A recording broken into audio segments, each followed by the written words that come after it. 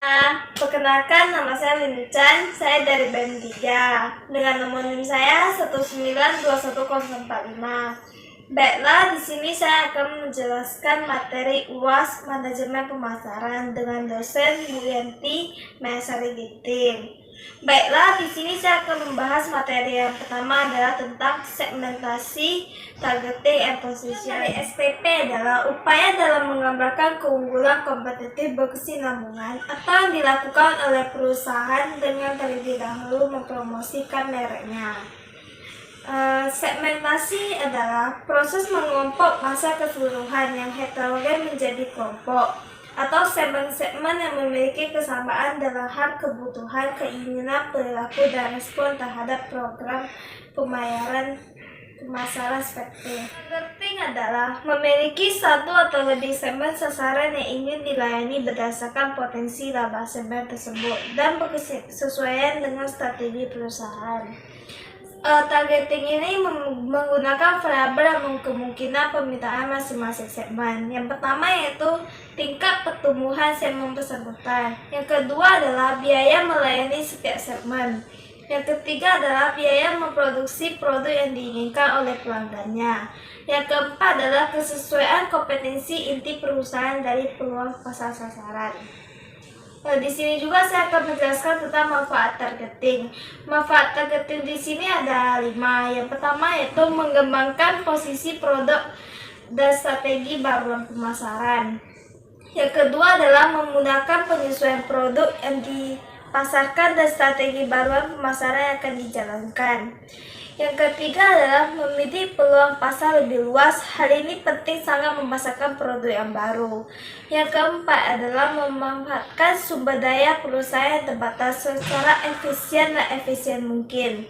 Yang kelima adalah mengaktifasi persaingan dengan mengidentifikasi bagian pasar yang dapat dilayani secara efektif. Yang ketiga adalah posisian, adalah cara produk atau merek atau organisasi perusahaan diperspektif secara relatif dibandingkan dengan produknya. Posisian ini mengandung makna, adalah sebuah produk diperspektifkan.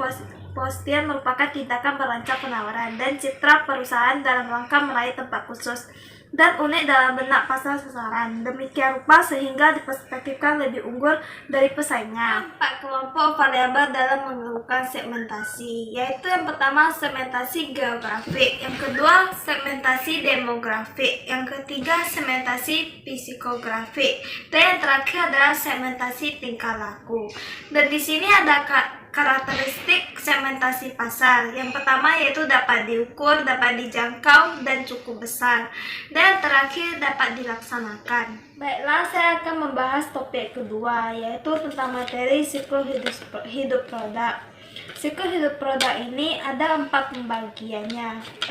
Yang pertama adalah tahap perkenalan. Yang kedua adalah tahap pertumbuhan, yang ketiga adalah tahap kedewasaan, dan yang terakhir adalah tahap penurunan. Manfaat siklus hidup produk atau product life cycle itu adalah bermanfaat dalam membantu para manajer untuk menganalisis perubahan situasi di masa lalu dan masa yang mendatang. Dapat memengaruhi pemilihan strategi pemasaran dan perancangan program pemasaran yang dimasukkan untuk menginformasikan strategi termasuk oleh manajer. Yang sering terjadi seiringnya perkembangan SHP. Yang pertama adalah analisis pasar. Analisis pasar ini terbagi menjadi 3 juga. Yang satu adalah konsumen semakin canggih dan semakin memahami kategori produk dan alternatif. Yang kedua adalah pembelian ulang berkembang dan pembelian pertama yang semakin berkurang. Yang ketiga adalah sistematis mengalami peningkatan atau produktif. Yang kedua adalah analisis persaingan. Analisis persaingan ini juga terbagi menjadi 3. Yang pertama adalah inflator menginflasi permintaan primer. Yang kedua, kemungkinan akan meniru atau bahkan membuat produk atau jasa yang lebih unggul. Yang ketiga, hanya merek atau perubahan yang terkuat yang dapat dipertahankan. Yang ketiga adalah pengukuran pasar. Pengukuran pasar ini juga menjadi 3. Yang pertama adalah gap permintaan primer menurun. Yang kedua, tingkat pertumbuhan industri menurun. Dan yang ketiga adalah perbedaan dalam penetri pasar geografis meningkat dasar. Dan yang terakhir adalah produktivitasi yang terbagi menjadi 4. Yang pertama adalah biaya pemasaran meningkat tajam, kemudian cenderung stabil. Yang kedua adalah biaya produksi menurun seiring dengan bertambahnya pengalaman. Dan ketiga, respon peningkatan selektif terhadap harga dan kualitas semakin meningkat. Dan yang terakhir adalah respon permintaan selektif terhadap iklan dan distribusinya menurun. Knowledge management adalah pengetahuan atau kecerdasan profesional seperti pengetahuan atau disebut juga dengan know atau why dan kreativitas yang memodifikasikan diri atau pengalaman, konsep, nilai, keyakinan, dan cara kerja itu dapat dibagikan dan dapat dikomunikasikan. Pengetahuan bisa dikategorikan dalam tacit knowledge yang tertekan di dalam pikiran orang dan diperoleh dalam pengalaman. Selanjutnya, saya akan membahas tentang materi menciptakan nilai kepuasan dan kesetiaan pelanggan. Di sini saya akan menjelaskan dulu nilai yang dipikirkan oleh pelanggan itu terbagi menjadi 3. Yang pertama adalah nilai yang dipikirkan pelanggan customer perfect view. Itu adalah selisih antara evaluasi calon pelanggan atas semua manfaat serta semua biaya tawaran tertentu dan alternatif yang diperlukan. Yang kedua adalah nilai pelanggaran total, yaitu nilai moneter yang dipikirkan oleh atas sekumpulan manfaat ekonomis, fungsional, dan psikologis yang diharapkan oleh konsumen atau pelanggan yang ditawarkan.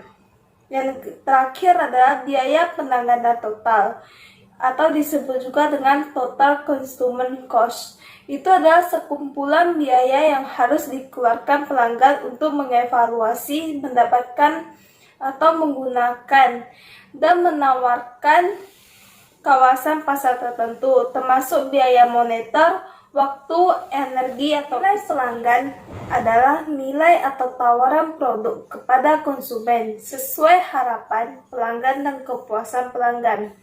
Kepuasan adalah perasaan senang atau kecewa seseorang yang muncul setelah membandingkan kinerja atau hasil produk yang dipikirkan terhadapnya atau kinerja lain yang diharapkan. Jika kinerja berbeda di bawah harapan, pelanggan tidak akan puas dengan konsumennya. Sebaliknya juga begitu.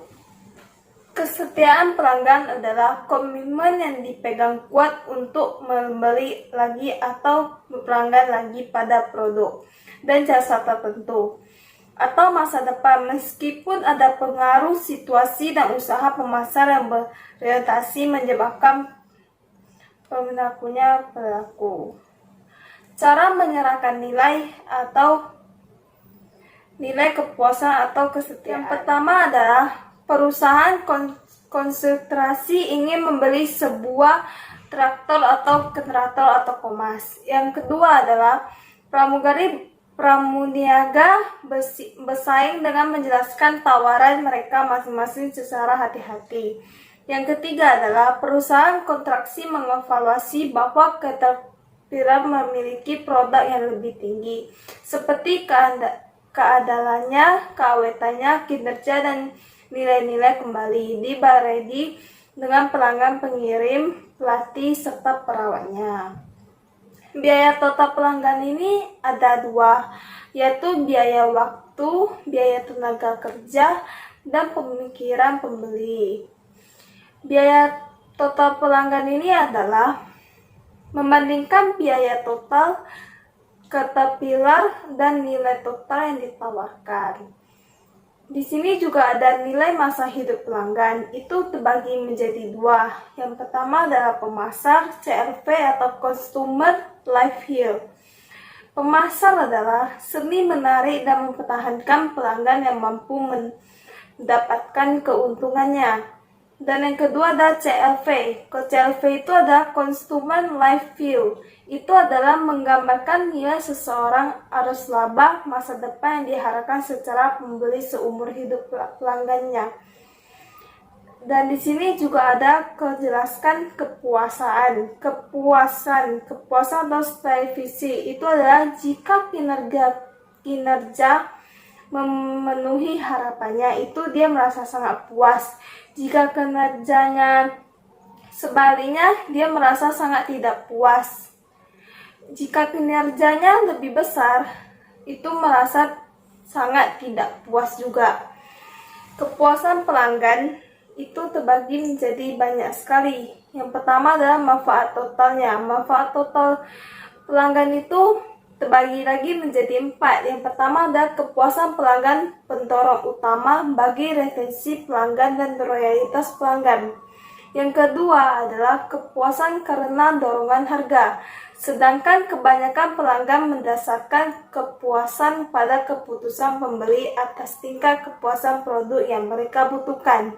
Dan ketiga adalah kepuasan pelanggan dapat diukur dengan umpan balik, survei pelanggan, riset pasar, dan yang terakhir adalah fokus diskusi online. Pelanggan dipengaruhi oleh kepuasan pelanggan. Yang pertama adalah kualitas pelanggan merupakan investasi. Yang kedua adalah pelanggan aset perusahaan.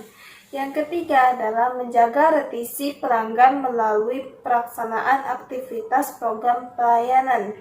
Yang keempat, pada dasarnya, pasar yang paling dipilih adalah pasar yang relatif terbatas. Pelanggan tetap bertahan walaupun tidak puas. Biaya switch cost tinggi berdampak pada tingginya tingkat retensi pelanggan. Dan yang terakhir adalah untuk pasar yang tingkat pesaingnya tinggi, banyak pilihan, biaya switch cost rendah, maka kepuasan pelanggan tidak menjamin terjadi retensi pelangganan yang tinggi. Retensi pelangganan itu terbagi lagi menjadi 4 bagian. Yang pertama adalah kemampuan perusahaan untuk mempertahankan pelanggannya. Itu bisa jadi dibagi retensi pelanggan. Kemampuan perusahaan untuk mempertahankan pelanggannya. Yang ke-1, mendapatkan hati pelanggan, memberi pelayanan yang terbaik. Yang ketiga, mempelajari apa yang dibutuhkan pelanggan saat ini. Yang terakhir adalah pelanggan dibutuhkan di setiap saat di mana pelanggan ingin berbelanja. Tujuan dari retensi pelanggan itu yang pertama adalah menggunakan hubungan dengan pelanggan untuk meningkatkan keuntungan perusahaan. Yang kedua adalah menggunakan informasi untuk memberikan pelayanan yang memuaskan bagi pelanggan. Dan yang ketiga adalah mendukung proses penjualan berulang kepada pelanggannya. Di sini saya juga akan menjelaskan tentang loyalty atau kesetiaan. Itu adalah komitmen yang dipegang kuat untuk membeli lagi atau berlangganan lagi produk atau jasa tertentu, di mana masa depan meskipun ada pengaruh situasi dan usaha pemasaran yang berpotensi menyebabkan perilakunya. Basis data itu terbagi menjadi 2 kelompok. Yang pertama adalah basis data pelanggan.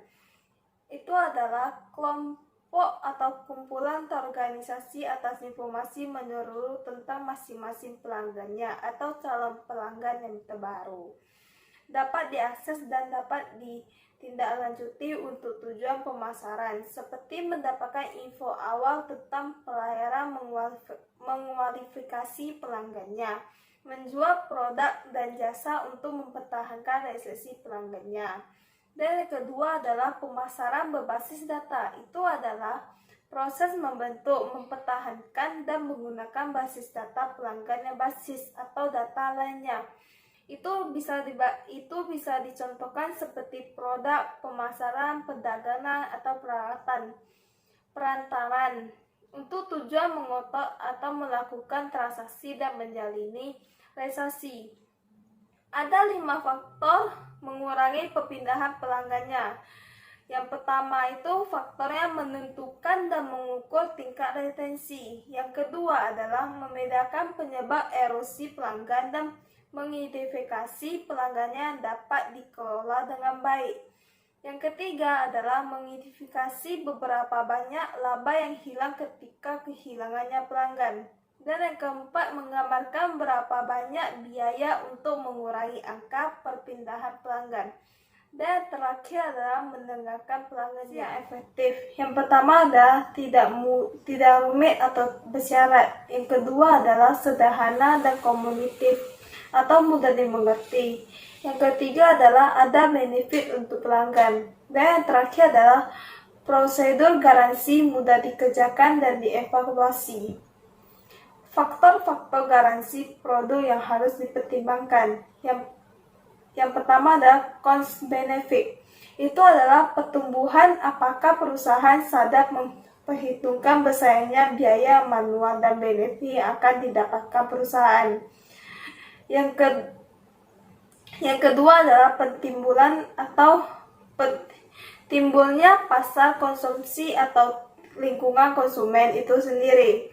Faktor eksternal adalah pertumbuhan faktor atau jasa yang didengar penting oleh konsumen dan bisa menurut akan kepuasan pelanggan jasa atau yang dipenuhi. Sekian dari saya, jika ada kesalahan atau kekurangan mohon dimaafkan. Terima kasih.